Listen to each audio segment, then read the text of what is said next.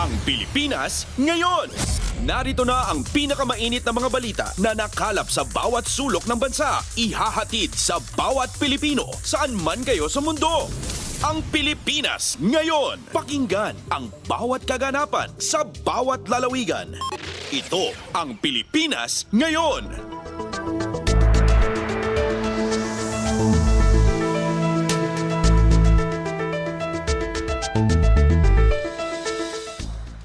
Magandang araw po sa ating mga tagapakinig. Welcome po ulit sa ating programang Ang Pilipinas Ngayon. Sa ngalan ni Ven Blones, ito po si Steph Vicente. Samahan niyo po ako sa kabuuan ng ating palatuntunan.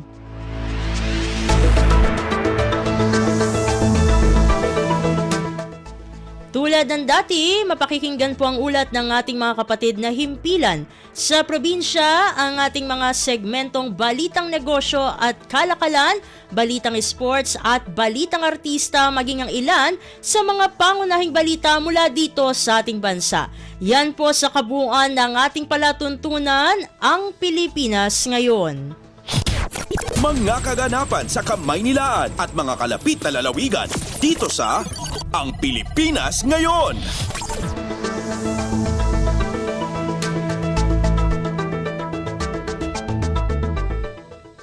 Sa mahahalagang balita, pinangunahan ni Pangulong Ferdinand R. Marcos Jr. ang inspeksyon sa Airport to Clark City o Airport to New Clark City Access Road o ANAR sa Mabalacat, Pampanga. Dito inatasan ni Pangulong Marcos ang Bases Conversion and Development Authority o BCDA na tiyaking matatapos ang proyekto sa itinakdang panahon. Sa kanyang talumpati, sinabi ni Pangulong Marcos na sa oras na makumpleto ang proyekto, hindi lamang turismo at negosyo ang lalakas kundi mapaiikli rin ito ang biyahe sa 20 minuto mula sa dating 1 oras. Dagdag ng Pangulo, makatitipid din ang mga motorista at biyahero dahil libre pa ang toll. This Clark International Airport to New Clark City Access Road, or ANAR, is a key component in boosting the Clark metropolis as an investment and tourism destination. It is a part of a larger package of Build Better More activities. It aims to enlarge Clark's profile in the global investment map. Si Pangulong Ferdinand R. Marcos Jr. Kumpleto, detalyadong balitaan, di papahuli sa mahahalagang kaganapan. Kamustahin ang inang bayan, ang Pilipinas ngayon.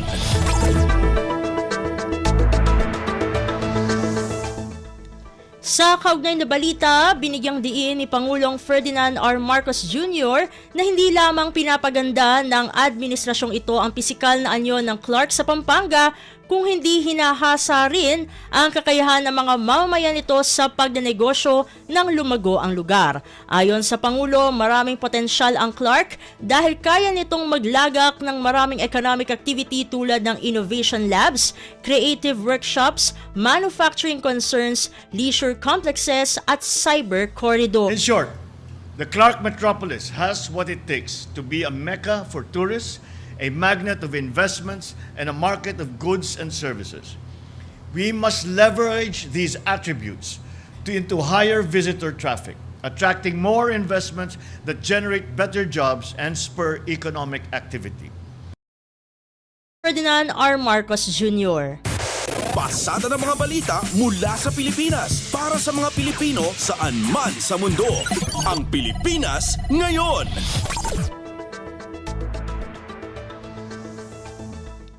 Samantala, mala Bonifacio Global City sa Taguig ang nais itayo sa Clark, Pampanga kasunod ng konstruksyon ng Airport to New Clark City Access Road o ANAR project. Ayon kay Bases Conversion and Development Authority o BCDA President Joshua Bingkaing, tatawagin itong Clark Central Business District at tinatayang 170,000 trabaho ang malilikha sa proyektong ito. Nagkakahalaga ng 8.28 billion pesos ang 20 kilometrong road connector na ito sa iba't ibang bahagi ng Luzon. Magsisilbi itong access road na layong panggandahin ang biyahe at kalakalan sa Central at Northern Luzon, Metro Manila, Clark International Airport at iba pang kalapit lugar. Kumpleto, detalyadong balitaan, di papahuli sa mahahalagang kaganapan. Kamustahin ang inang bayan, ang Pilipinas ngayon.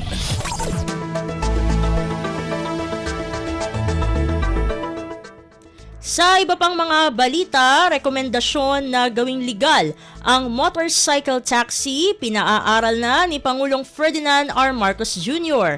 Kontribusyon ng Grab sa job creation dito sa Pilipinas, kinilala ng Pangulo. Ang detalye ng balita ihahatid sa atin ni Raquel Bayan. Ipinag-utos ni Pangulong Ferdinand R. Marcos Jr. ang pag-aaral sa mungkahi na gawing legal ang motorcycle taxi na kasalukuyang ginagamit ng mas maraming commuter sa bansa.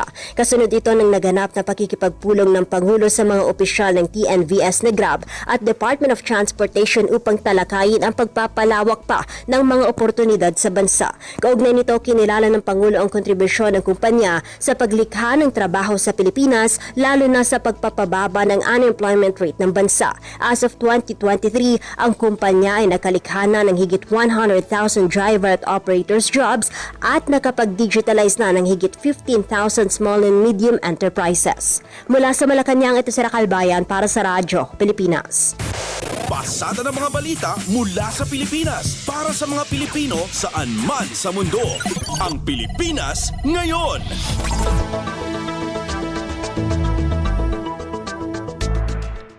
Samantala, tiniyak ng National Irrigation Administration o NIA sa publiko na may sapat na supply ng tubig ang bansa at hindi maapektuhan ang ani ng palay sa kabila ng El Nino phenomenon. Ayon kay NIA Administrator Eduardo Guillen, nakapaghanda ang ahensya ng pamahalaan katuwang ang kanilang partner agency sa paghahanda. Sabi pa nga ni Guillen, tataas pa nga ang ani ng palay dito sa ating bansa.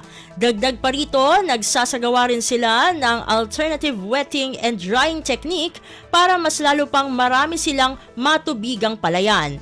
Ang iba naman aniya ay pinagtanim nila ng high-value crops para hindi sila mahirapan sa patubig. Kumpleto, detalyadong balitaan, di papahuli sa mahahalagang kaganapan. Kamustahin ang inang bayan, ang Pilipinas ngayon.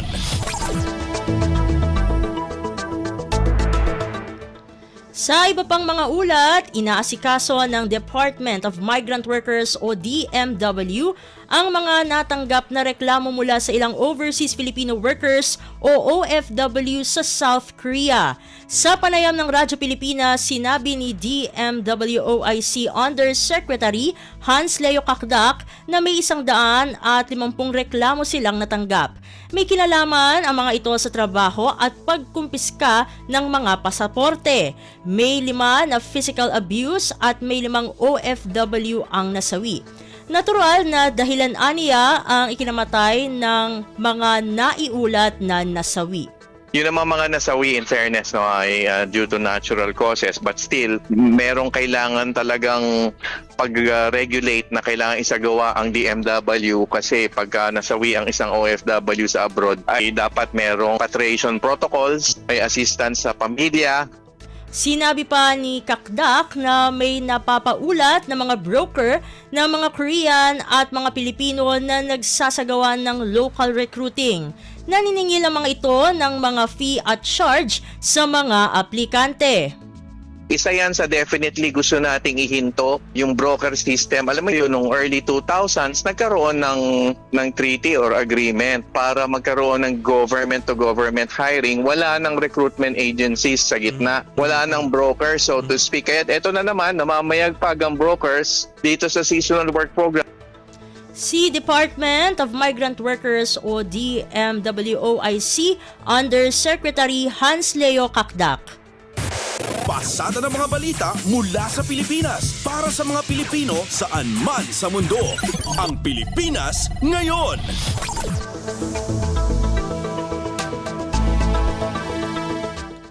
Samantala, Economic Development Group nag-convene upang talakayin ang mga hakbang na magpapasigla ng pamumuhunan dito sa ating bansa. Ang kabuang ulat ihahatid naman sa atin ni Melanie Valdos Reyes. Upang paghusayin ang Philippine investment landscape, nag-convene ang Economic Development Group upang talakayin ang mga estratehiya na gawing masigla ang pamumuhunan sa bansa.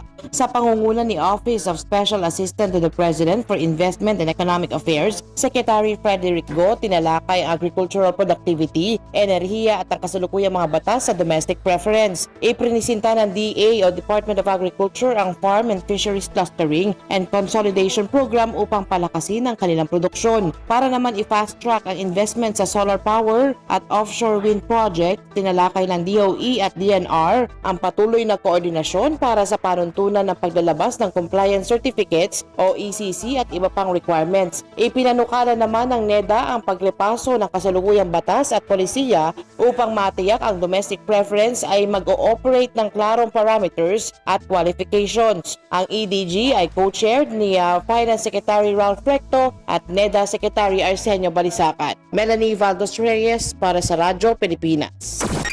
Kumpleto, detalyadong balitaan, di papahuli sa mahahalagang kaganapan. Kamustahin ang inang bayan, ang Pilipinas ngayon.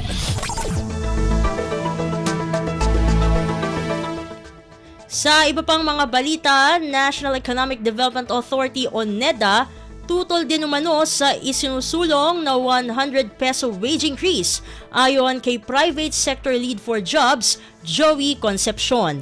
Ang detalye ng balita, ihahatid naman sa atin ni Alvin Baltazar. Hindi rin naman pumapabor ang National Economic Development Authority o NEDA sa 100 pisong dagdag sa sweldo para sa mga manggagawang nasa pribadong sektor. Ito pinahayag sa Bagong Pilipinas ngayon ni Private Sector Lead for Jobs, Joey Concepcion sa harap ng mainit na usapin hinggil sa dagdag umento sa mga obrero. Ayon kay Concepcion, una na ding nagbabala ang ilang mga ekonomista gayon din ang Foundation for Economic Freedom sa wage increase. Kasama naman sa mga ikinababahala ni Concepcion sa ipinupursiging wage hike ay ang baka maudlot pa ang tuloy-tuloy na pagbago ng mga negosyanteng nakaka-recover na mula sa pandemya. Maaari niyang ma-break o mapigilan ng nararanasang momentum lalo na sa hanay ng mga maliliit na negosyante. Pakinggan natin si Private Sector Lead for Jobs, Joey Concepcion. Well, aside from the Foundation of Economic Freedom, this FEM matililing ekonomista, they're warning against that wage. Even NEDA is not for it, no? Mula sa Palasyo ng Malacanang, Alvin Baltazar, Radyo Pilipinas. Pasada ng mga balita mula sa Pilipinas para sa mga Pilipino saan man sa mundo. Ang Pilipinas ngayon.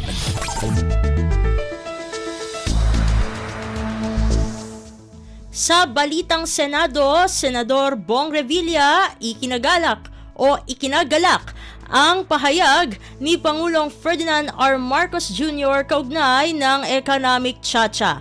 Narito si Nympha Asuncion para sa kabuoang ulat. Ikinalugod ni Senador Ramon Bong Revilla Jr. ang tiwalang pinahayag ni Pangulong Ferdinand R. Marcos Jr. sa Senado na pangunahan ang pag-amyenda sa economic provision ng Konstitusyon. Nagpasalamat rin si Revilla sa mga kongresista ng Kamara sa paghahain ng Resolution of both Houses No. 7 o ang counterpart bill para sa economic chacha at ang agad ng pag-schedule nila ng pagdinig para dito.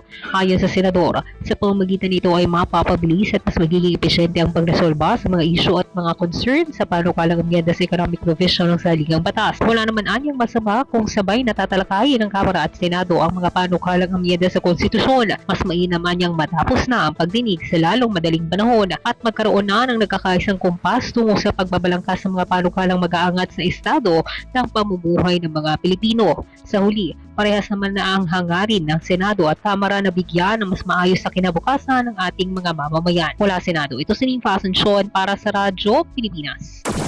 Kumpleto, detalyadong balitaan, di papahuli sa mahahalagang kaganapan. Kamustahin ang inang bayan, ang Pilipinas ngayon. Sa balitang kamera, mga alegasyon ng televangelist na si Pastor Apollo Kibuloy sa umano'y sabwatan ng pamahalaan at Federal Bureau of Investigation o FBI walang basehan ayon kay House Speaker Martin Romualdez. Ang detalye ng balita, ihahatid sa atin ni Kathleen Forbes. Dinipensahan ni House Speaker Martin Romualdez ang pamahalaan mula sa mga akusasyon ng televangelist na si Pastor Apollo Kibuloy laban sa gobyerno. Sa isang audio statement ay nilathala ni Kibuloy sa kanyang social media page, sinabi nito na mayroong sabuatan sa pagitan ng Philippine government at foreign authorities. Giit ni Romualdez walang basihan ang mga pahayag na ito ng pastor at ginagamit lamang para malihis ang atensyon sa mga kinakaharap nitong reklamo. Ayon sa House Leader, ang pamahalaan at mga opisyal nito, lalo na ang Pangulo Ferdinand R. Marcos Jr. ay umaaksyon lamang salik sa ibinibigay na kapangyarihan ng saligang batas. Kinikilala din anya nila ang rule of law at pagtiyak sa kaligtasan na seguridad ng lahat ng individual.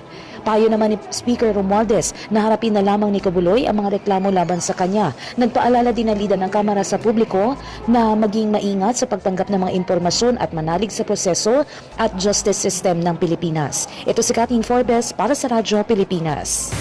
Pasada ng mga balita mula sa Pilipinas para sa mga Pilipino saan man sa mundo.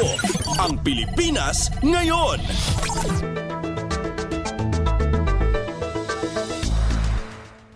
Sa iba pang mga balita, Representative Erwin Tulfo dinipensahan ang kanyang proyektong AKAP laban sa mga batikos na gagamitin nito para pondohan ang charter change. Ang kabuang ulat, ihahatid naman sa atin ni Lawrence Tanhoco. Itinanggi ni ACT-CIS Party List Congressman Erwin Tulfo ang mga lumalabas na alegasyon hinggil sa paggamit umano ng pondo ng kanyang proyektong AKAP sa pagsusulong ng charter change. Sa kapihan sa Manila Bay, sinabi ni Tulfo na naisip niya ang programang ayuda para sa Kapos ang Kita Program o AKAP noon pang nasa DSWD siya. At nung panahon niya na yon ay wala pang usapin ng charter change o People's Initiative.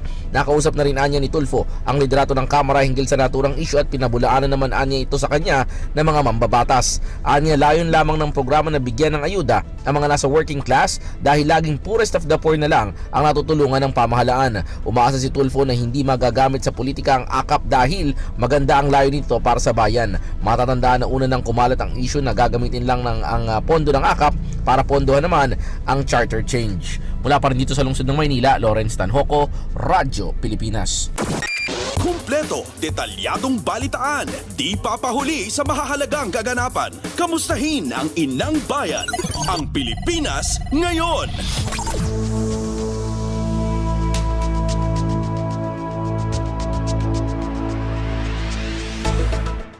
Samantala, ilang kalsada sa Pasig City makararanas ng mabigat na trapiko dahil sa isasagawang fun run. Pakinggan ang detalye ng balita sa pamagitan ni Dayan Lear. Abiso sa mga motorista, ilang kalsada sa lungsod ng Pasig ang maaaring makaranas ng mabigat na daloy ng mga sasakyan. Ito ay dahil sa isasagawang fun run ng The Medical City sa Sabado. Batay sa abiso, magsisimula ang aktibidad ng alas 4 na madaling araw hanggang alas 9 ng umaga. Kabilang sa mga apektadong kalsada ang Ortigas Avenue, Julia Vargas Avenue at Lanuza Avenue. Pinapayuhan naman ang mga motorista na planuhin ang kanilang biyahe at dumaan sa mga alternatibong ruta. Humingi din ng paumanhin ng Pasig LGU sa mga maaabala ng nasabing aktibidad. Ito si Dayan Layar para sa Radyo Pilipinas. Mga kaganapan sa Kamaynilaan at mga kalapit na lalawigan dito sa Ang Pilipinas Ngayon. Tiyan ng mga mainit na kaganapan para sa araw na ito. Samantala, ating antabayanan ang mga ulat mula sa ating mga kapatid na himpilan sa probinsya para sa Regional News. Balita mula sa lalawigan sa bawat rehiyon ng ating bayan. Dito sa Ang Pilipinas Ngayon.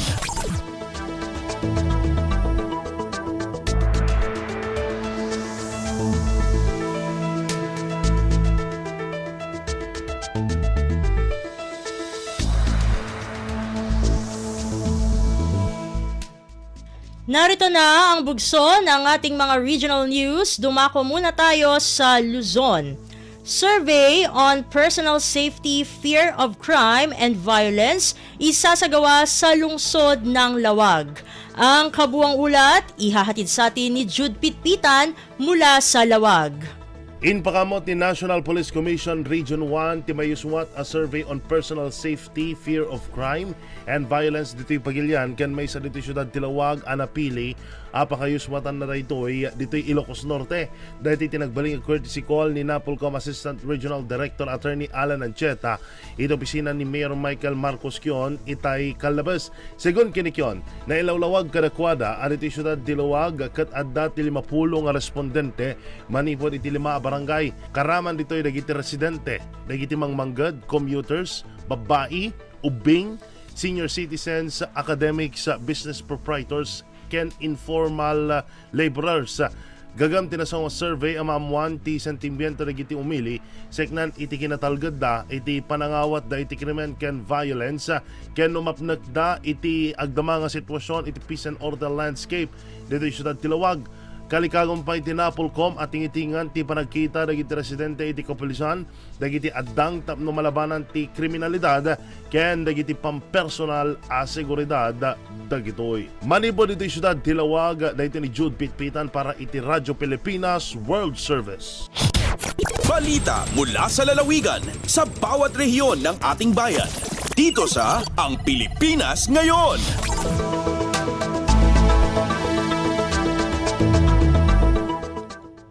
Inyong napakinggan ang ulat ni Jude Pitpitan mula sa Lawag.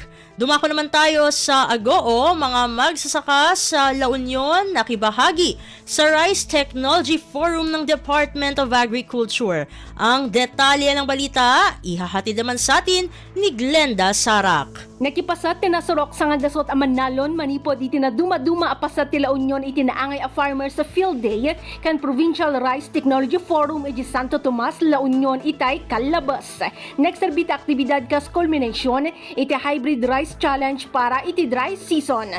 Ditoy anay parang dagiti na dumaduma a hybrid seed varieties nga inobserbaran dagiti Manalon. Nakikaykay samot iti aktibidad ti 20 a private seed company kan in parang dagiti hybrid rice varieties. Para iti patas nga evaluations na aramat ti agpapada a package technology iti tunggal klase ti hybrid rice. Naipresentar pa'y kabayatan ti aktibidad ti resulta ti wet season hybrid rice challenge ana angay iti 2023 no sa dino numero 1 ti Bio Rice 650 ti Bio Seed. Manipod Agoo La Union, Glenda Bakungan Sarak para iti Radyo Pilipinas World Service. Balita mula sa lalawigan sa bawat rehiyon ng ating bayan. Dito sa Ang Pilipinas Ngayon.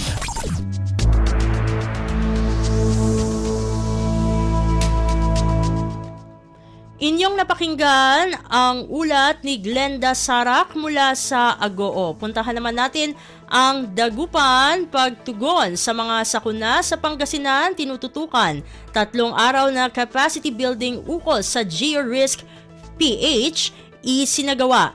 Narito si Ricky Kasipit para sa balita.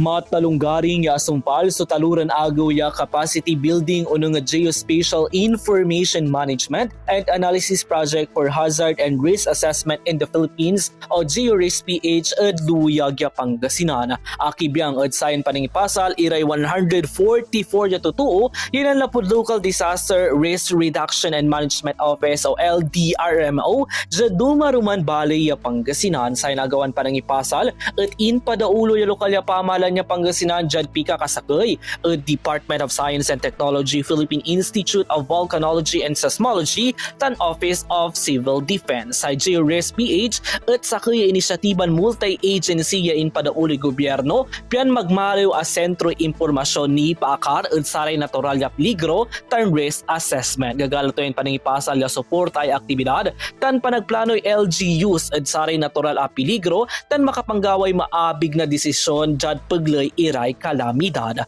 Manlalapod jud RP Dagupan City Pangasinan aya si Ricky Kasipit para sa Radyo Pilipinas World Service. Balita mula sa lalawigan sa bawat rehiyon ng ating bayan. Dito sa Ang Pilipinas Ngayon.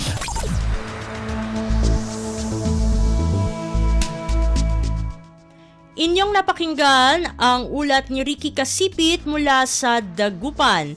Puntahan naman natin ang Palawan PhilSys registration ng Philippine Statistics Authority o PSA isinasagawa sa mga 4Ps beneficiary ng Department of Social Welfare and Development o DSWD sa Palawan. Ang kabuang ulat, ihahatid naman sa atin ni Miriam Basig. Dayon-dayon ang imbubuhat nga pagpaparehistro ang sanikupan ni 4P sa probinsya ang Palawan igsa kabilugan ni ang Mimaropa para sa Philippine Identification System o PhilSys. Diya ay sa pagtarabyangani ang Philippine Statistics Authority o PSA ig ang DSWD digi sa Palawan. Ingbuhat ang on-site mobile national ID registration, e-Phil ID issuance ig authentication services ang kalabas lang adlaw kadengani ang Family Development Session i 4P's Municipal Operations Office ang Sofronio Española sa Singkap Elementary School, Barangay Pulot Interior. Sa taladyang aktibidad nga intrabyangani ang DSWD ug PSA ay sigurado makakabel ang mga sinakupan sa 4P sa mararing mga munisipyo andang PhilSys o National ID, marin hindi rin sila obligado magpakon sa opisina ing PSA. Base sa listahan, 13 nga mga bata na maedad nga 5 kadugon pababa ang nakaparehistro sa PSA ig 45 duman ang mga benepisyaryo nga akapa-authenticate andang PhilSys ID nga gamit ang PhilSys check. Insigurado ang DSWD ing PSA nga ipadayon-dayon pa ang aktibidad nga dyan sa iba pang lugar sa probinsya ang Palawan nga may mga benepisyaryo pa ang 4Ps nga arapa kaparehistro ig arapa ka-RCB andang mga PhilSys ID. Agalin digi sa Puerto Princesa, Palawan, dyan si Miriam Basig para sa Radyo Pilipinas World Service. Balita mula sa lalawigan sa bawat rehiyon ng ating bayan. Dito sa Ang Pilipinas Ngayon.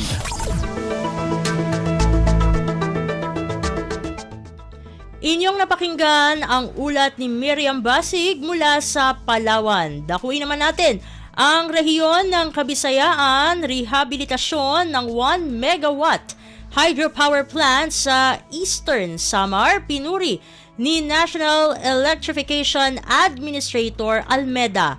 Ang detalye ng balita ihahatid sa atin ni Daisy Belizar mula sa Borongan. Pagkat nga gintagusya ni National Electrification Administrator Antonio Mariano Almeda ang gimpatuman nga rehabilitasyon ng 1 megawatt Manuray mini hydropower plant habung tuhan lawaan Eastern Samar. Ang pagtagusya ni gimpabot ni Almeda kumo panguna nga bisita durante ang blessing and commissioning nga nasabi nga planta kasangkelok nga adlaw. Didahin ni iya ginayat ang ibang electric co-op nga magtukod ng kalugaringan nga renewable source of energy. Iniinhabot nga nati kahitas nga demand ng kuryente han nasod. Iyaliwat ginauhag ang pamunuan ng Eastern Samar Electric Cooperative nga padayon nga maghimoy mga pitad nga marisulta mas epektibo, episyente, ngan competitive nga serbisyo ang mga member consumer owners sini. An Manuray mini hydropower plant nga pinailaro men 27 million pesos nga rehabilitasyon in gintukod ng National Electrification Administration didan tuig 1988. Ini nahipasan pagmangulo hay sa Melco pinaagihan ipiera law. Tika nga Borongan City, Daisy Lalosa Bilizar, Radyo Pilipinas World Service. Balita mula sa lalawigan sa bawat rehiyon ng ating bayan. Dito sa Ang Pilipinas Ngayon.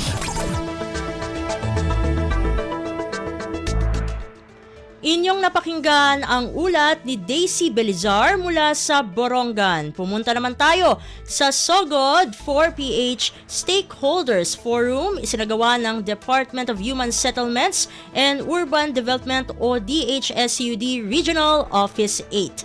Pakinggan natin si Ruel Bugnos para sa kabuoang ulat. Atol sa pagsaulog sa ikalimang anibersaryo sa Department of Human Settlements and Urban Development, ang 4PH Region 8 Committee sa pakiktambayayong sa House and Real Estate Development Regulation Division malampusong nagpaigayon sa pambansang pabahay para sa Pilipino kon 4PH Stakeholders Forum netong miyaging semana sa Palolete. Mainiton nga giabi-abi ni DSHUD Regional Director Michael Victor Tizon ang mga stakeholders nga nagpasiyugda sa epekto sa programa sa pagtubag sa panginahanglanon sa pabalay sa rehiyon. Ang maong programa gitambungan sa mga representante gikan sa 72 ka mga local government units o ka provincial LGUs, 26 ini dedikado nga mga local chief executives nga nagrepresentar silang tagsa-tagsa ka mga lungsod. Mitambong usab sa forum ang mga developers, contractors, asosasyon sa mga empleyado sa gobyerno ug union nga mikabat sa 170 ka mga partisipante gikan sa halapad nga mga stakeholders. Ang mga resource persons gikan sa mga importante nga shelter agencies of government financial institutions mao ang National Housing Authority, Social Housing and Finance Corporation, Home Development Mutual Fund, Development Bank of the Philippines ug Land Bank of the Philippines giimbitar usab sa pagpresentar alang sa ilang tahas o kontribusyon sa pabalay program. Mula sa Radyo Pilipinas Sogod, ito si Roel Bugnos para sa Radyo Pilipinas World Service. Balita mula sa lalawigan sa bawat rehiyon ng ating bayan. Dito sa Ang Pilipinas Ngayon.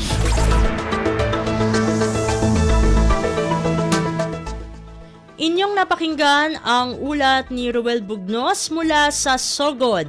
Dahuin naman natin ang rehiyon ng Mindanao. City Mayor nag-host ng dinner para sa mga kalahok ng 75th PAL Golf Tournament.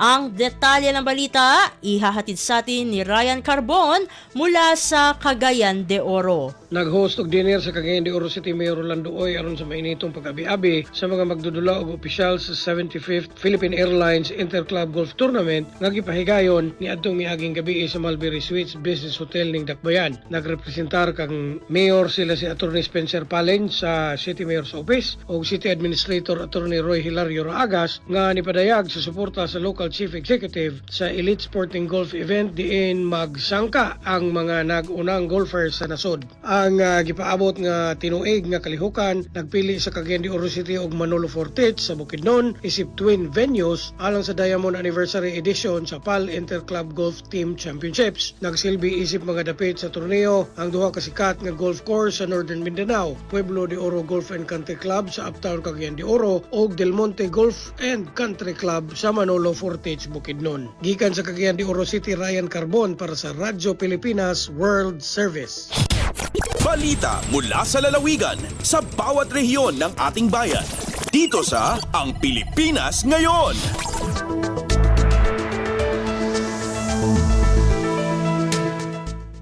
Inyong napakinggan ang ulat ni Ryan Carbon mula sa Cagayan de Oro. Pumunta naman tayo sa Zamboanga, 12.9 million pesos na halaga ng Farm to Market Road na ipinagawa ng Department of Public Works and Highways o DPWH Region 9 sa bayan ng Labason sa Zamboanga del Norte natapos na. Ang kabuang ulat, ihahatid sa atin ni Lesty Cubol. Natibawas na sa Department of Public Works and Highways Region 9 o DPWH 9 ang konstruksyon sa dulan sa 13 milyong kapisong Farm to Market Road o FMR sa Barangay Lapatan sa lungsod sa Labason sa Zamboanga del Norte. Among kalsada, aduna kay gitason nga 688 linear meters og naghatag haruhay og luwas nga biyahe sa mga molupyong maghatod sa ilang mga produkto sa merkado sa lungsod. Ang implementasyon sa maong FMR gidumala sa DPWH Zamboanga del Norte 3rd District Engineering Office. Ang pundo nga 12.9 million pesos didto kini gihulbot sa DPWH 9 sa General Appropriations Act 2023. Mato ni Engineer Kaya Mumbao Dia, Regional Director sa DPWH 9, among kalsada maghatag og dakong nga benepisyo sa mga motorista o sa mga residente alang sa mas dali og mas luwas nga biyahe ilabi na sa panahon sa kagabhion. Maghatag usab kinig dakong kontribusyon sa socio-economic growth sa lungsod sa Labason. Ang proyekto kabahin gihapon sa infrastructure flagship projects ni Pangulong Ferdinand R. Marcos Jr. ilawom siyang Build Better More Development Agenda alang siyang gipangandoy nga bag-ong Pilipinas. Gikan diri sa Radyo Pilipinas Zamboanga, kini Celeste Cubol para sa Radyo Pilipinas World Service. Balita mula sa lalawigan sa bawat rehiyon ng ating bayan. Dito sa Ang Pilipinas Ngayon.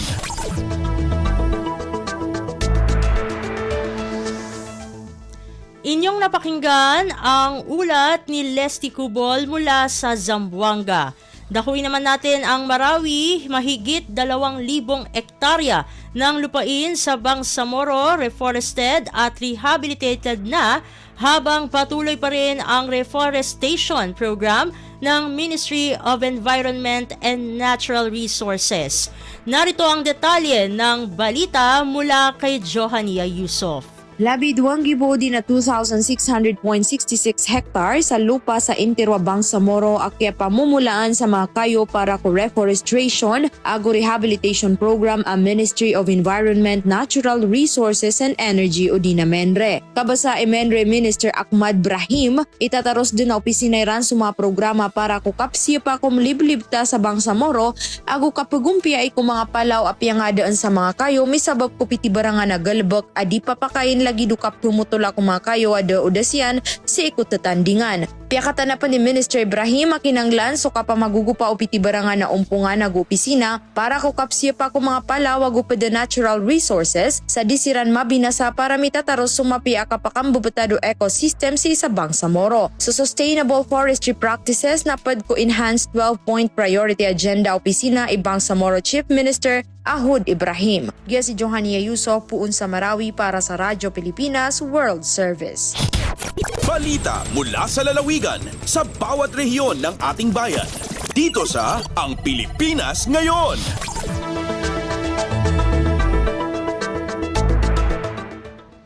Inyong napakinggan ang ulat ni Johania Yusuf mula sa Marawi. Dito na natatapos ang ating regional news. Narito naman ang ating segmentong Balitang Negosyo at Kalakalan na ihahatid sa atin ng ating kasamang si Bea Gaza. Lagay ng ekonomiya, kalakalan, negosyo at iba pa. Atin ang alamin dito sa Ang Pilipinas Ngayon.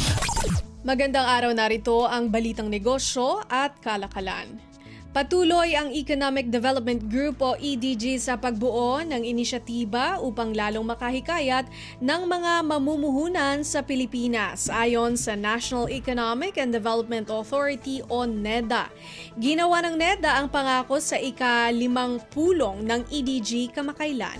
Pinagtugma-tugma ng member agencies ng EDG ang lahat ng kanilang programa upang tulungan ang foreign investment sa sektor ng enerhiya, mineral at agrikultura. Nagkasundo rin ang mga ahensya sa mga kinakailangang gawin upang tugunan ang mga natukoy na hamon at padaliin ang proseso upang maisakatuparan ang mga nakalatag na renewable energy projects ng pamahalaan. Tilalakay rin sa high-level discussions ang pamumuhunan, partikular sa green technologies. Sa pulong, binigyang diin ni Secretary Frederick Go ng Office of the Special Assistant to the President for Investment and Economic Affairs at Chairperson rin ng EDG ang mahalagang papel ng EDG sa koordinasyon ng mga inisyatiba upang maiwasan ang nauulit o redundant na mga programa at tiyakin ang pagkakatugma ng programa sa mga ahensya. Lagay ng ekonomiya, kalakalan, negosyo at iba pa. Atin ang alamin dito sa Ang Pilipinas Ngayon.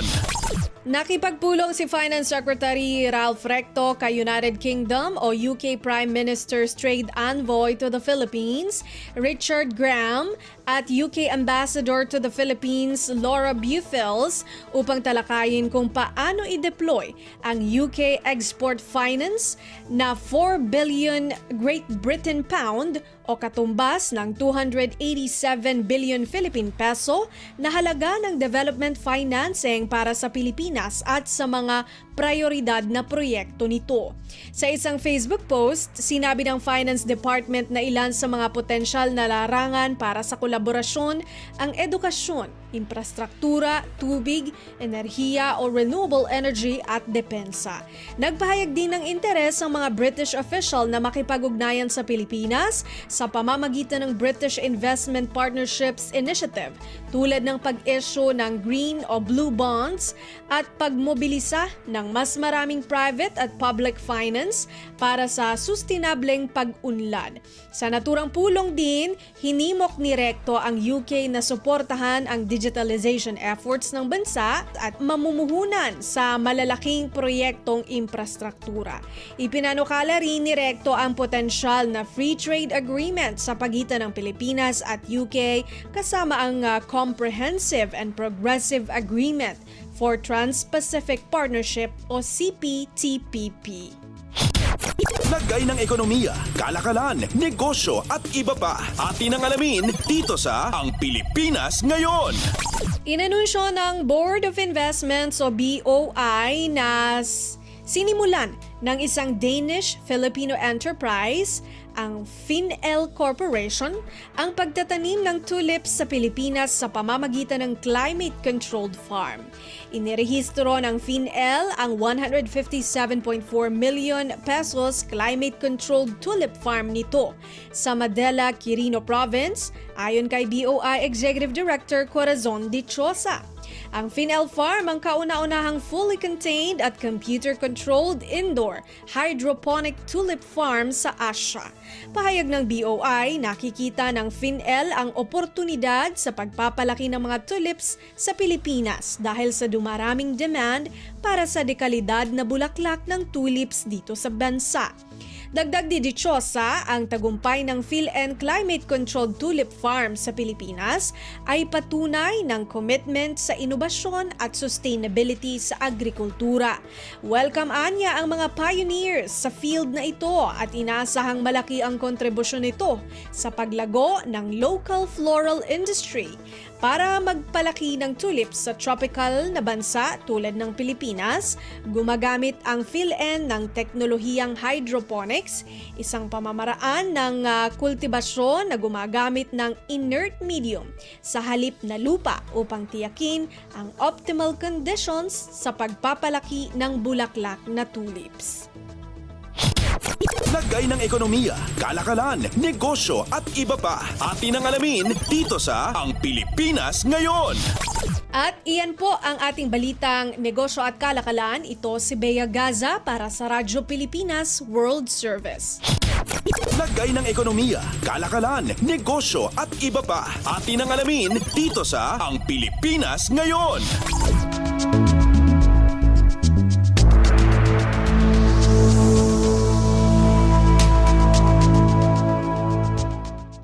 Maraming salamat, Bea, para sa ating segmentong Balitang Negosyo at Kalakalan. Narito naman ang ating segmentong Balitang Sports na ihahatid sa atin ng ating kasamang si Leo Magpayo. Updates at pinakahuling mga usapin sa mundo ng palakasan. Atin ang pakinggan dito sa Ang Pilipinas Ngayon. Magandang araw. Narito na po ang Sports Balita. Nasa target si San Miguel bigman Junmar Fajardo para makuha ang kanyang ikawalong PBA Most Valuable Player o MVP award. Inanunsyo ng liga na nangunguna si Fajardo sa MVP race kung saang mayroon siyang 40.9 statistical points na average galing sa 16.2 points, 12 rebounds, 2.3 blocks habang nagdagdag ng 2.5 assists at 1.1 steals sa kalagitnaan ng 48th season at pagkatapos kunin ang korona ng Commissioner's Cup. Hindi naman lumalayo sa kontensyon si Christian Stan Hardinger ng Ginebra kung saang mayroon siyang 35.7 statistical points mula sa 16.5 points, 9.9 rebounds at 5 assists, habang ang teammate ni Fajardo at best player of the conference na si CJ Perez ay mayroong 35.4 statistical points mula sa 16.9 markers, 6 rebounds, 3.6 assists at 2.3 steals. Pasok din sa kontensyon si Arvin Tolentino ng Northport pagkatapos mag-average ng 22.4 points, 5.7 rebounds at 2.4 assists kada laro para sa 35.1 statistical points.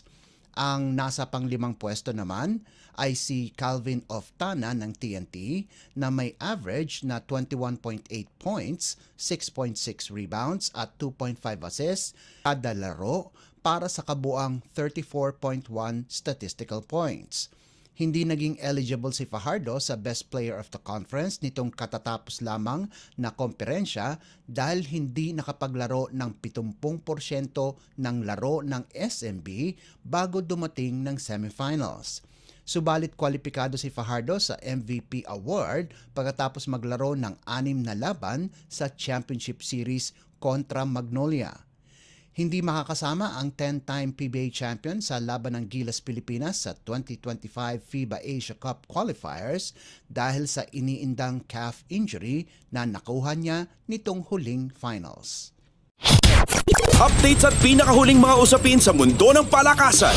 Atin ang pakinggan dito sa Ang Pilipinas Ngayon. Nagtayo ng training camp si Olympic champion Heidelin Diaz sa Halahala, Rizal kasama ang kanyang asawa na si Julius Naranjo na layunin ay makakuha ng pwesto sa Paris Summer Games. Habang naghahanda si Diaz para sa kanyang nalalapit na Olympic qualifiers, binuksan din ng mag-asawa ang Heidelin Diaz Weightlifting Academy sa isang lupa na binili nila sa probinsya. Ayon kay Diaz, pinili nila ang lugar para tahimik at makapokus sila para sa kanilang lakbay patungong Paris.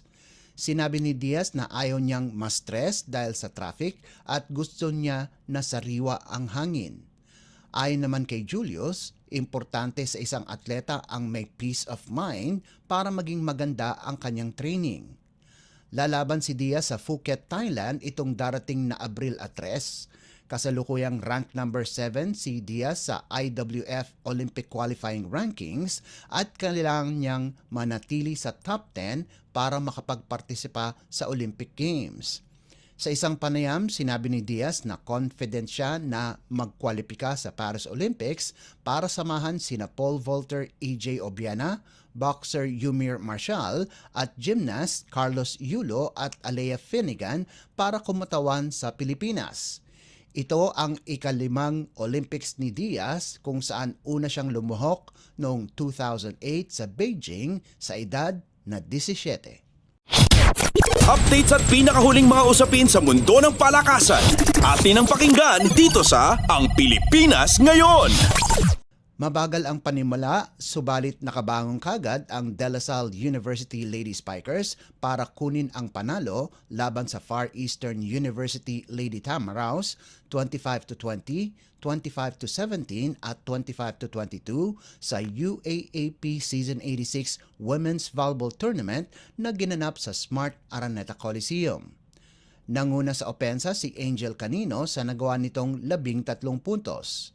Sinabi ni Canino na kulang ang galawan nila at kailangan pang magdoble kayod sa training.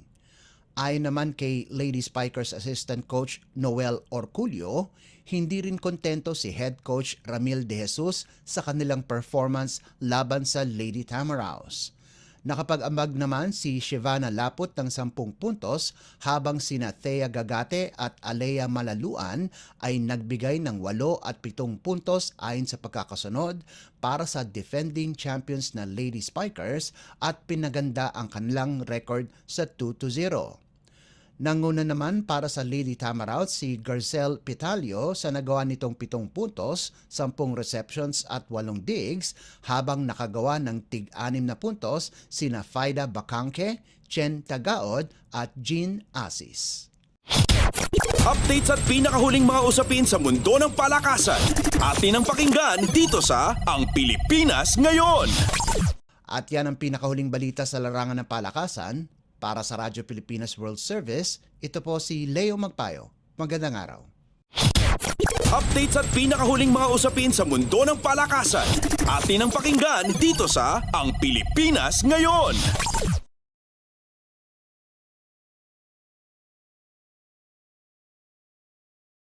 Maraming salamat Leo para sa ating segmentong Balitang Sports. Samantala, narito na ang mga latest chika sa ating segmentong Balitang Artista kasama ang nag-iisang si Mama JT. Ang latest, ang hottest sa showbiz and entertainment. Heto na sa Ang Pilipinas Ngayon.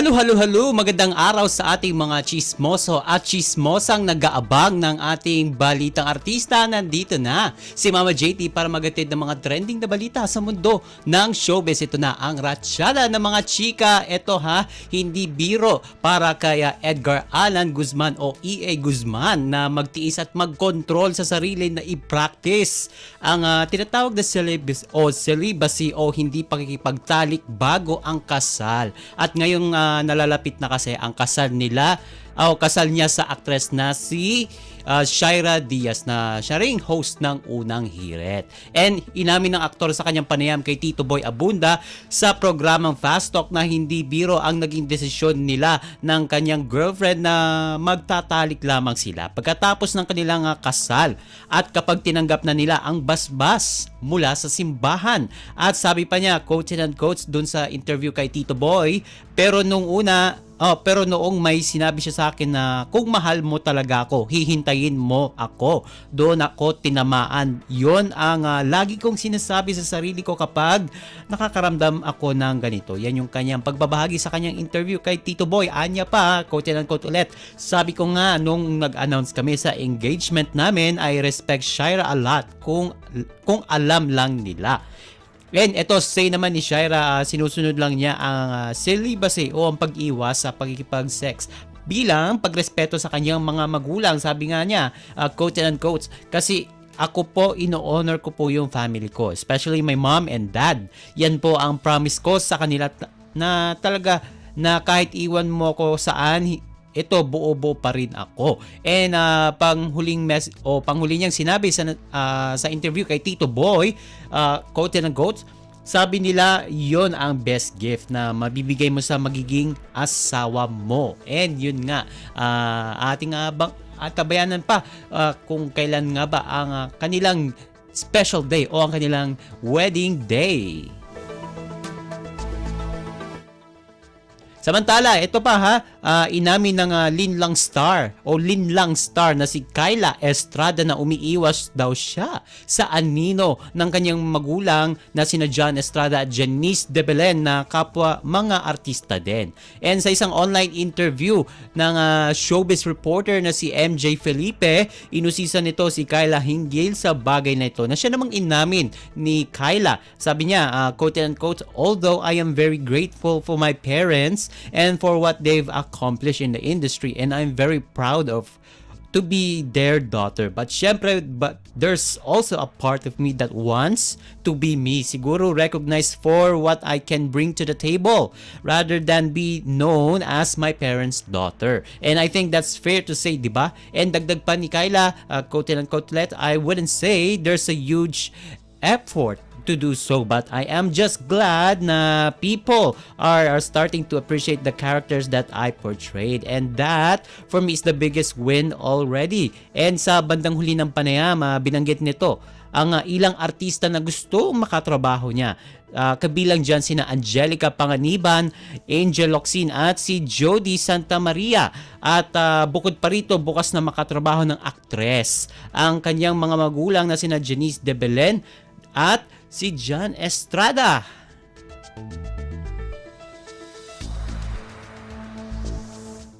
At sa panghuli nating chika for today, ito, inamin ni primetime king Coco Martin na namoblema siya raw noon sa mga artista ng FPJs ang probinsyano. Kaya sa eksklusibong panayam ng isang TV network kay Coco noong February 19, sinabi nito na ang mga pagkakamali raw niya sa nasabing serye ay itinatama niya ngayon sa kasalukuyan niyang programa na siya ring dinidirect ni Coco, ang FPJ's Batang Quiapo. Ayon sa kanya, quote and quote, lahat ng mga kakulangan, pagkakamali ko noon sa probinsyano ngayon, itinatama ko lahat, pati yung quality actors. Dati kasi kapag naisipan ko na isang kwento, itutodo ko agad.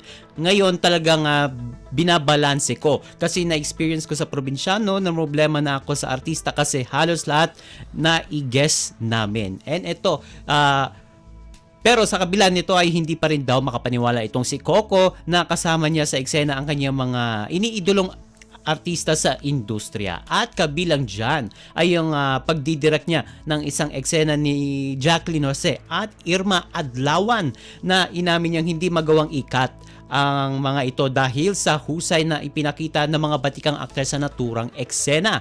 At nitong February 17 ay inilabas ng hit teleserye Batang Quiapo ang first anniversary trailer nito na pahiwatig na rin ang pagsisimula ng bagong chapter o yugto nito para sa ikalawang taon ng teleserye. At kasama sa mga bagong artistang abangan sa nasabing programa ay sina Elijah Canlas, Jaime Fabregas, Tessie Tomas, Malu Crisologo, Ara Davao at marami pang iba. Kaya abangan natin yan mga kachismis! And OMG, wala na tayong oras para sa ating balitang artista. Maraming salamat mga kachismis sa pakikinig sa aking mga chika for today. Ako po si Mama JT para sa Radyo Pilipinas World Service. Ang latest, ang hottest sa showbiz and entertainment. Heto na sa Ang Pilipinas Ngayon.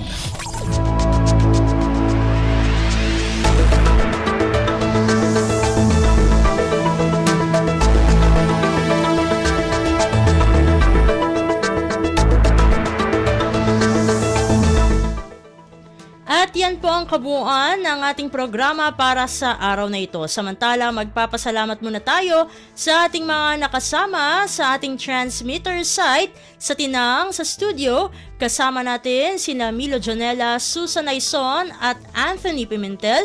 Maraming salamat din sa ating executive producer para sa araw na ito na si Jerome Toledo. Salamat din sa mga naghatid ng mga ulat mula sa Kamaynilaan at mga probinsya, pati na rin ang naghatid sa atin ng ating segmentong Balitang Negosyo at Kalakalan na si Bea Gaza, ng segmentong Balitang Sports na si Leo Magpayo at ng segmentong Balitang Artista na si Mama JT. At syempre, maraming salamat sa ating station manager na si Mr. Ray Sampang. Maraming salamat po hanggang sa susunod na edisyon ng ating palatuntunan. Huwag kalimutang mag-like, mag-follow at mag-subscribe na sa mga social media account ng Radyo Pilipinas World Service upang maging laging updated sa mga mahahalagang balita. Sa ngalan ni Ven Blones, ito po si Steph Vicente. Mabuhay po tayong mga Pilipino. At yan ang Pilipinas Ngayon. Muling samahan si Ben Blones sa parehong oras at alamin ang pinakahuling mga kaganapan at balita saan man kayo naroon. Ang Pilipinas Ngayon!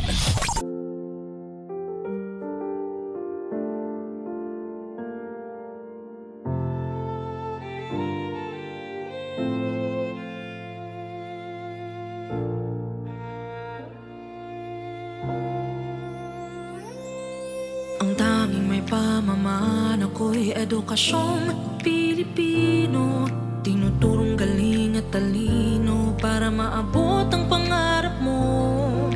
Ang tanging handog ko sa'yo'y edukasyong Pilipino. Diskarteng mula sa puso, mamamanghap ang mundo.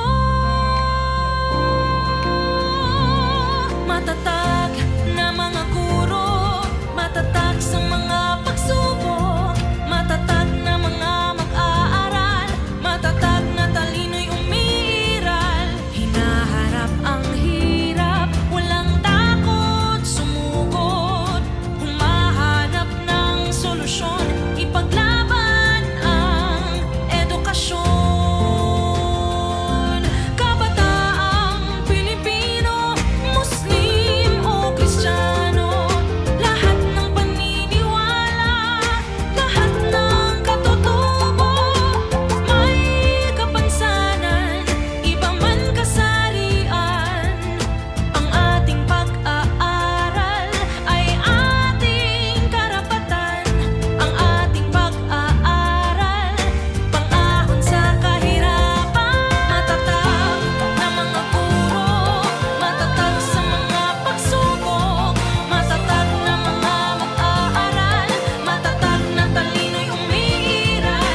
Hinaharap ang hirap, walang takot sumugod, humahanap ng solusyon, ipaglaban ang